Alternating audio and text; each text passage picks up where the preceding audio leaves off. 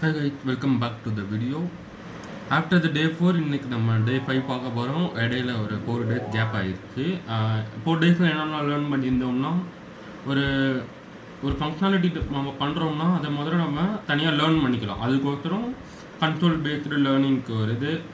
தென் யூஐயில் normal UI நம்ம page wise இது பண்ணுறதுக்கு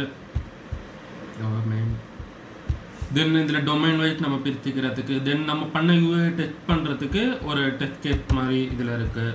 இதை நம்ம ரன் பண்ணோம்னா நம்ம இப்போ ஃபங்க்ஷனல் ஜஸ்ட் ஒரு கால்குலேஷன் அந்த மாதிரி பண்ணுறதுக்குலாம் நம்ம டெஸ்ட் கேஸ் ரைட் பண்ணியிருக்கோம். இப்போ அதை ரன் கொடுத்தோம்னா நமக்கு வந்து ரன் ஆகும். அட் த சேம் டைம் நம்ம ஆப்புக்கான ஒரு ஸ்மால் லோகோ மாதிரி ஒன்று பண்ணியிருக்கோம் நம்ம பிளான்ட்டு.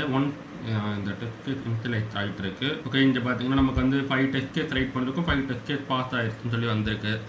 ஸோ இது ஒரு கைண்ட் ஆஃப் நமக்கு ஒரு ஃபங்க்ஷனாலிட்டி மாதிரி. த சேம் டைம் நம்ம பிளான் ஆப்புக்கு ஒரு லோகோ வச்சுருக்கோம். இப்போ அதை ஓப்பன் பண்ணோன்னா ஒரு நம்ம பிளான் சொல்லிட்டு ஒரு பாயிண்ட் மாதிரி வரும். இப்போ ஃபஸ்ட்டு வந்து நம்ம ஜஸ்ட் ஒரு சேவிங்ஸ் மட்டும் ஒரு லேர்னிங் பர்பஸ்க்காக பண்ணியிருக்கோம். ஓகேவா, அதில் ஃபஸ்ட்டு நம்ம ஈவெண்ட் நேம் டைப் பண்ணிக்கலாம். எக்ஸாம்பிளுக்கு வந்து நியூ இயர், டார்கெட் அமௌண்ட் வந்து 2000, ஆல்ரெடி சேவ்டு அமௌண்ட் வந்து 200, ஈவெண்ட் டேட் வந்து நான் வந்து 2027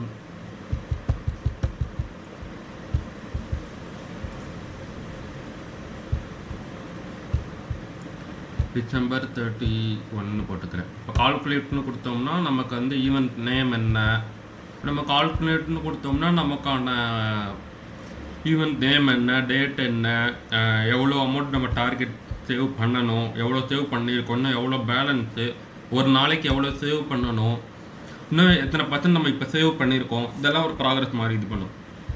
நெக்ஸ்ட் இது மாதிரி நம்ம ஒரு பேஜுக்கு நம்ம பண்ணிவிட்டு லேட்டராக நம்ம வந்து யூஐ என்ஹான்ஸ்மெண்ட் பண்ணிக்கலாம். அதாச்சும் ஒரு கிராஃப் மாதிரி வர்றதோ இல்லை ஒரு பிளாட் மாதிரி வர்றதோ இல்லை ஒரு செக்மெண்ட் கிரியேட் பண்ணுறதோ அதெல்லாம் நெக்ஸ்ட்டு ஒரு மாடியூல் நம்ம முடிச்சுட்டு ஒரு ரிலீஸ் வர்றப்ப யூஐ என்ஹான்ஸ்மெண்ட்னு ஒரு ஸ்டேஜ் வச்சு நம்ம அதில் பண்ணலாம். ஓகே, நெக்ஸ்ட் வீடியோவில் பார்க்கலாம். தேங்க்யூ.